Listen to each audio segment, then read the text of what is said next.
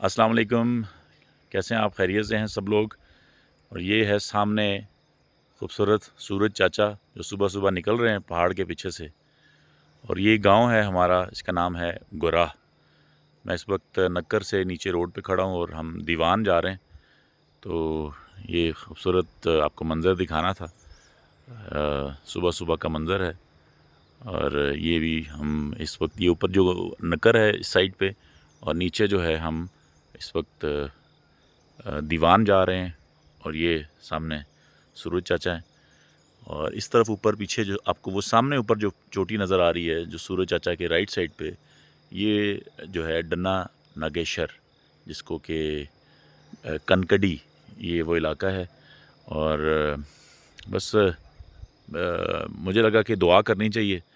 दुआ करने का तो कोई भी जो है ना वो मखसूस वक्त नहीं होता, लेकिन जब दिल करे तो दुआ करें।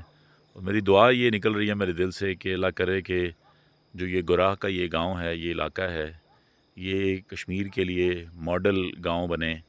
एग्रीकल्चर के हवाले से, बागात लगाने के हवाले से, यहाँ पे किचन गार्डनिंग के हवाले से, और ये सब चीज़ें जो हैं ये अल्लाह ताला अगर मुमकिन हो सके तो हमारे आंखों के सामने ही हो जाए तो बेहतर है। अल्लाह ताला दुआ करते हैं हम लोग।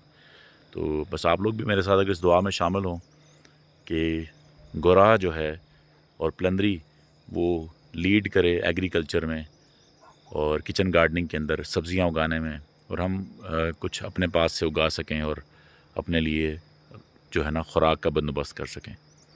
अपना ख्याल रखें।